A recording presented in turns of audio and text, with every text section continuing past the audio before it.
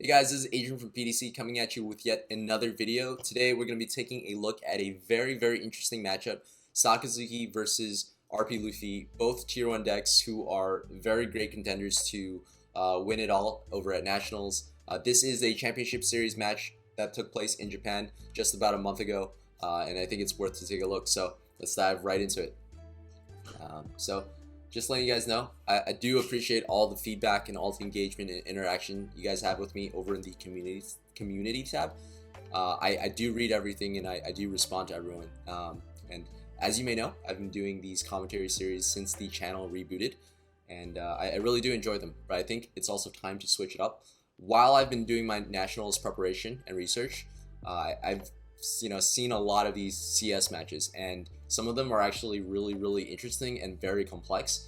And I think that from now on, over in the YouTube side, we're gonna do our normal play-by-play commentary where we try to sprinkle in analysis and insight while the game is being played. But over in the Patreon side, we're actually gonna do a new format where we pause the video and then we do things line by line, and we also explore the alternate lines that could somehow change the outcome of the game. So back to this video and back to this matchup. Over in the RP Luffy side, turn 1 he decides to play the Nami Searcher, and he's right now choosing between two cards, Diable Jambe and the Robin. So I think Robin here is a slightly higher priority just based on his hand. His hand has 3 queens. Basically I would consider it a dead hand, and also yeah, I think it's a good card against Rebecca. As a Saka player, you know that Rebecca gets played at least twice a game. Diable Jambe is a really great card. It's the finisher that you need against Sakazuki. You put it on your leader, you put it on your Luffy, go through all the blockers and just swing face. But seeing Luffy's hand, I think that Rebecca is the right choice here at this moment, and it's pretty hindsight. I think both are great cards to pick. So over on the Sakazuki side, he low rolled just a little bit, did not get the brand new. I think he got a Hina picked up, but Hina's pretty much only good if you're going first. At 3 Dawn, Hina pretty much never sees the light of day on the even curve, going evens. So Sakazuki does something really good here, which is playing his Great Eruption early so that he could cycle 2 cards in his first turn instead of 1. I think Great Eruption has a lower priority against Purple Luffy just because Purple Luffy tends to play high cost creatures a lot more, and seeing Sakazuki's hand not having the Lucci or Rebecca, I think he's trying to get to his win conditions as much as possible. So you can see in the turn 3, Luffy actually swung 5 and swung 6. He's doing that because he drew that RP Law, right? So he wants to play around RP Law. He either wants to reduce Sakazuki's hand size, or get him down to that 7 card range where that's when Law really shines. So I didn't really catch this on the first take, but Sakazuki is normally in the Sakazuki you just take the first life freely, but against purple you really do have to watch out for the Law. And here you can see Sakazuki is posturing to counter out, and he's actually going to counter out both swings, right? And you may think, whoa, that's a little bit too greedy, and I thought that too, but you can see on his second turn, his Dawn 4 turn, he's planning on playing Kuzan. And so if he counters out twice here and he plays Kuzan, he's going to be drawn up to 5 cards, and he's expecting to take his next swing from Luffy, right? So that'll bring him up to 6 cards, which is right below the blocker Law range. So here Sakazuki, turn 2, swings at Nami, clears the board, and plays the Kuzan on curve, which is extremely strong. This is a great move from the Saka player. As you can see, his hand size is healthy at 5, and when he takes life, he's going to go up to 6, which excuses him from the Law. And yeah, that's a perfectly played turn. So really good move from the Saka side. I would say the only thing that I think is a little bit suspect is countering out with all his 2k counters. He wants to hold that Hina in hand just because if you're at the 5 or 6 card range, you want the option of playing the Hina. But I think going on your even curve, there's no real great opportunity to play it. I think more often than not, you just won't play the Hina, right? If you draw the brand new, you would rather play the brand new than the Hina. So 5 Dawn on the Luffy's turn. He has 3 queens, Robin, 2 radical beams, and a law blocker. I think queen right here is a trap, right? Luffy wants to get to that 8 Dawn turn as soon as possible. If he plays queen, he drops down to 4. And I think the biggest thing is the Kuzan is a big threat on the board, and queen would be an afterthought. So at this point, he might as well play that law blocker, just because he's probably not going to play it anytime soon. And yeah, I think the 7 swing is probably more important than anything, right? Well, Saka was planning on taking it regardless, so it's not a big deal.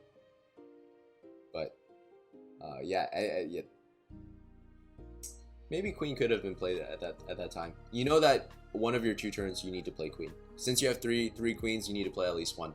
And going first, you could still get to that 8 Dawn turn, in the same way. All right, Sakazuki side, he's got 6 Dawn to play with. I think he's gonna swing with 6. He really had 2 options here, right? You can see in his hand he has a Kuzan, so he could play Kuzan, but it's pretty important to board clear when you can. And so Great Eruption Lucci is a pretty strong move here, and that's what Saka is planning to do. He's swinging for 6 first because if the Luffy player ends up blocking with the law, then you can play Kuzan, and it would be very, very strong having double Kuzans on board. Fortunately, Luffy does counter out, and then the Great Eruption and Lucci comes out, helping the Saka player cycle and also developing a 6k on board while removing that law blocker. Yeah, which is great. I think Saka is well on his way to victory. He's probably going to cycle out that Kuzan because at this point you probably won't be playing another one. His next turn is going to be 8 Dawn. If and when Luffy plays the queen, the very easy response would be to swing 6 at life, and then drop queen down to 4 cost, and then just bottom deck it with a big Borsalino. All right, so another Robin gets drawn for the Luffy. So I think the Luffy is low rolling quite a bit here. I think at this point he probably wishes that he had the Diable Jambit, right? From that Nami search. But you can't really ever tell these things early on. But yeah, queen needs to be played here. He needs to find some cards, right? He needs to see a 7 cost Kid, 9 cost Whitebeard, or even that Gear 5 Luffy, since now he's starting to get to that 8 Dawn plus turn very soon. Next turn, queen, draw 2 cards, and he draws the Whitebeard, and he draws the Nami. Both cards that he really, really wanted to see. Probably gonna discard one of his Robins, since he doesn't need 2, he only needs 1. Yeah. Here I think this game is gonna go very long, so I'm gonna start speeding up the playback to 1.25. Nice. All right, so a 7k swing coming out. Sakazuki takes it, and then a Searcher is played. All right, let's see what he gets. And out of the 5 cards, he gets a Radical Beam, which is still very good. Now he has 2 Radical Beams in hand, 2 Gum Gum Rains, I'd say. Pretty defensive hand, honestly. Over in the Saka side, I think he has pretty much 2 options here, right? He can you can see in his hand, he has, a lot of Hinas. He probably wants to, he could develop the board with Hina Lucci and get an extra 6k swing in, and then, or he could play the big Borsalino. First thing he's going to do is swing with Lucci, since, that is going to do that regardless. I think here you counter out with the queen. You will never play that queen. You won't have a chance to play that queen, right? So you might as well counter out with it. But yeah, Saka, I believe the best choice right now, since Luffy is going to go on to his 9-down turn very soon. You have to expect that he's going to play Whitebeard. So I think playing the big Borsalino here is a priority since he is 8k body on board and he gets an extra swing. Yeah, if he plays Whitebeard, right, then your Hina Lucci probably won't be able to swing into life. So 6k swing coming, minusing the queen, still giving himself the opportunity to play, you know, either lines. Yeah, right here, no counters on the Luffy side. He's just gonna take it, and he draws a buggy. So that's another chance to get Diable Jambe. And cycles out a Hina and grabs a Kuzan, which, oof, not the greatest look. So Sakazuki decides to play the Hina as well as the Lucci. I think he prioritized flooding the board, going wide, and removing both the Nami and the Queen.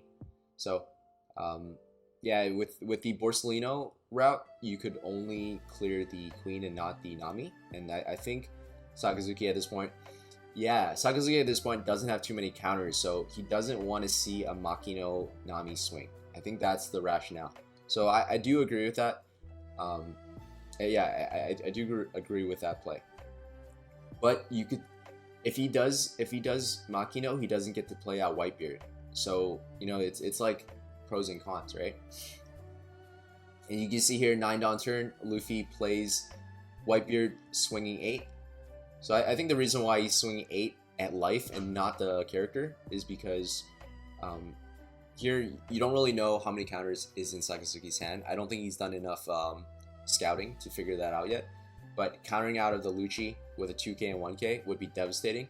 I think that, you know, swinging 8 at life, you know, Sakazuki's most likely going to take it, and Luffy needs to prepare for the lethal turn where he plays Gear 5, right?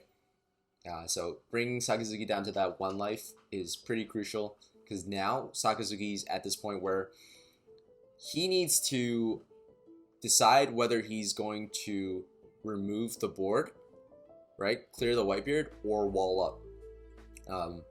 That's sort of the position where you want to put all Saka players in. Once they get down to that 1 life, it's actually really dangerous for them. They now have to always make decisions. Should I clear the board, or do I wall up and play multiple blockers? Over here, I think, you know, Sakazuki's fortunate enough to have a Kuzan on board where you can do best of both worlds. So here you're probably going to see a swing with the Kuzan to get that -4 effect, and then Big Borsalino being played. First, he's going to cycle the Kuzan out for a brand new, which is good. More counters in hand. If he plays Mihawk, he has 2 options. He can play the Mihawk, or he can play the Big Borsalino.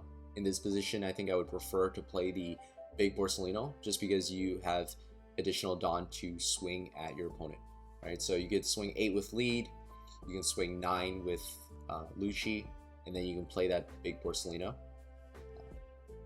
I think probably just 8k swing with leader to minus. First, you have to swing with Kuzan for sure. Yeah, I guess since you're swinging with the Kuzan anyway, so that you can activate the effect, I'd say swinging with Lucci is probably better here. I mean, you could see a Luffy rusher coming down to clear your Lucci, but at that point, I think that'd be good since Lucci is a 6k and it'd be acting as a pseudo blocker. So first is the 5k 5 is the, you know, swing from Kuzan. Let's do it. Swing it. Yes. Now Whitebeard is down to 5 cost. You need a swing from Sakazuki to get it down to 4 cost, so you can Borsalino it. And I think, oh, here he's yeah, swinging 8k with Sakazuki. Yes, and then he's doing a 7 with Borsalino. All right, so 8k swing at leader. Luffy right now is at 8k, so he just needs 1k to counter out. I think he did draw the Gene Bart from life, and so he's probably going to counter out with Gene Bart. I think I prefer, at this point, I think I would prefer the 9k swing. just because you're gonna bottom deck that Whitebeard now, develop the big Porcelino on board. It's very, very powerful. So even if he Whitebeards the next turn, Porcelino is still gonna be able to swing without Dawn, which is a game changer here. All right, so full wide board from Sakazuki, got everything he wanted. No Rebecca, but everything else was absolutely amazing for Saka. Over in the Luffy side, he does not have that Gear 5 Luffy. He also doesn't know that Saka's hand is still like full of dead cards. So it's just a tough world, right? So here, there's not much to do. You want to keep that Robin for that Rebecca in case it comes out the next turn. You're probably going to play that Buggy, searching for that Diable Jambe. If you get the Diable Jambe, I think the answer to this game is clear, right? You want to swing as hard as you can, and the next turn you play Diable Jambe and you swing for 15. No matter how many cards Sakazuki has in hand, since most Saka decks are running 8 to 10 2k counters, they're most likely not going to be able to defend against a 15k swing. And if they are able to, then you just say GG's. High rolled. Yeah, you just got high rolled. So unfortunately, that was the worst case scenario possible. The RP Luffy does whiff on the Buggy search. He sees that 2 Gear 5 Luffys bottom decked, right? I'm not sure how many he runs, because Luffy's usually run 2 just because Enel exists. And yeah, Gear 5 Luffy is not useful at all against Enel. But yeah. You just pray. This is the moment where you activate your Yu-Gi-Oh senses and then you pray. You keep 2 Dawn up for Radical Beam and you swing as hard as possible into life. Sakazuki has no choice but to respond to this by taking the life, and now he's down to 0. So fortunately, the last card was a Rebecca. This is really good. I think here, and he draws a Suru, which is amazing. It's actually amazing. So we need to quickly count up how many cards are counterable in Sakazuki's hand. The out that he has to really worry about, since with 2 Dawn up, he's probably not going to be able to take the game right this turn. So he has to see what is the out. All right, what can Luffy do next turn? And the answer is Diable Jambe. So he has to counter out of 15k. So over in the Saka hand, he has 2 Surus to Shigi, so that's 6k. Hina 7, and then Branu 8, and Rebecca, which would be 9. So right now he has 14k in counters. He did just cycle, so I think at this point he cannot play around Diable Jambe. Right? Even if he played the Rebecca and recycled a 2k counter, he would be up to 15k. So all Luffy needs to do is Diable Jambe 9 on leader, 15k swing, and win the game. I think the first thing you gotta do is just, you gotta swing with all your 6ks, right? You don't really know the Luffy's hand at this point. You have a high suspicion that he has 2 Radical Beams, but that's not gonna stop. You still have to test them, right? So the first thing to do is the 2 6k swings from Lucci. You just hope that he doesn't have a jet pistol, because if he does, then then you probably won't be able to go for game at that point. Let's speed up. All right, the 6k swing comes out. You have 10 Dawn. 6k swing. Yeah, so there's no point swing for 8 and 9, just because you're going to expect Radical Beams. So what you want to do is you swing for the minimum commitment, which is 6k, or if you want to swing with Porcelino, you swing with 10k, right? Or 10k or 14k. The reason is that 6 plus 4, which is Rad Beam, is 10, and then if he has another Rad Beam, that's 14. Personally, I think I would go for 10, just because he's definitely gonna have to either use 3 cards, right? 2 2k counters and a 1k, or he's gonna have to use Radical Beam and another card. For 2 Dawn, I think that's a really good investment. But first, you know, you're gonna swing with all the 6Ks that you can. That's not gonna change anything, right? You can still use the remaining Dawn on the rest of your cards. Yes, 6K, very nice, very good, very good. So over on the Luffy side, right? I think with 10 Dawn up, it's really tough.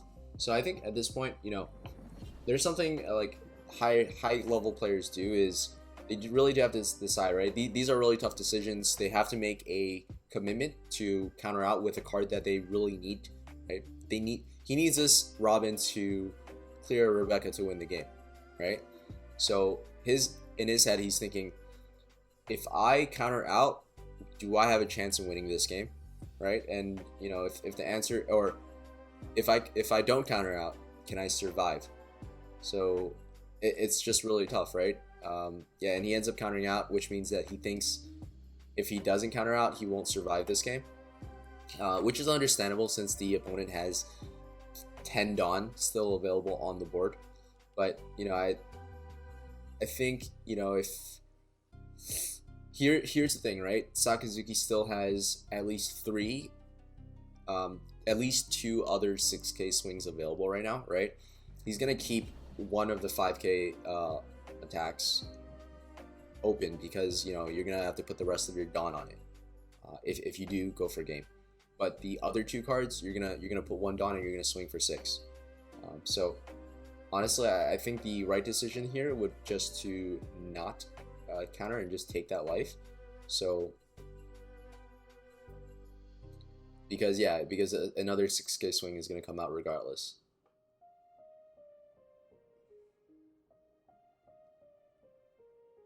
You know, in my opinion here, I think the Sakazuki player has to go for game, right? I think there's really no point in walling up here because you know that you lose to Diable Jambe. And since the opponent Luffy did search for a Robin earlier, you know, I think it's a safe guess, educational guess, to say that, you know, Diable Jambe already exists in hand. But you know, you can't play around Jambe, right? So it is what it is at this point. Luffy does draw a 2K counter, which is, you know, really good. Probably gonna see that being used right now anyway. Yeah, I think it's a little bit too early to swing with Borsalino. You still have a Kuzan on board. You probably want to swing 6 with him right there. Yep, and the 6K swing comes out. So yeah, I mean, I am making some, like, there are definitely some turns that could have been improved from the Sakazuki side, but I think overall, this is a really high skilled player from both sides. I think they're both playing very well, and we do have the luxury of, you know, being able to see everything from both sides, seeing both hands. So and being able to do the analysis, you know, not real time. So I think here, you know, as we talked about before, Borsalino should swing with 10 or 14. I think a 10K swing here is optimal, just because he still has Dawn to commit later on. You know, if he really wants to turtle up, swing for 10, he could still play Rebecca, and then get that 2K counter, and then play brand new and try to search for another 2K counter, and that would keep him out of Diable Jambe range. Which, and the worst case scenario is he draws like what? He draws like a Borsalino, and that's you know, same amount of counters. But here, I think, 12K swing from Borsalino. I think that wasn't an optimal play, because now Luffy can play the Radical Beam and also use his Gum Gum Reigns, defending 12K swing with 13. And Sakazuki has 4 Dawn left up. So I think he wanted to do as large of as tall of a swing as possible, and then play the Rebecca. And I think right now he's looking at his trash to see, how many Diable Jambes do you have, right? How many Jambes does a typical RP Luffy deck run? doesn't know that. I think it's like with 1 Dawn up, you have no way to swing for 9, right? You're gonna get Radical Beamed, or you're gonna get, you know, both 2k counters from hand dropped. So yeah, he's gonna play the Rebecca here, recycle for a 2k, and just pray that Jambe doesn't come out. Pray that Jambe doesn't come out. All right, so I'm gonna start speeding this up now. Here we go. He's thinking really hard. He's like, do I all in? No, all inning is the wrong choice here. No, you do not want all in, my brother. I think he also loses to a Robin as well. That's the thing. It's like, if he just kept the Robin, he'd be in such a good position. Although, I don't know.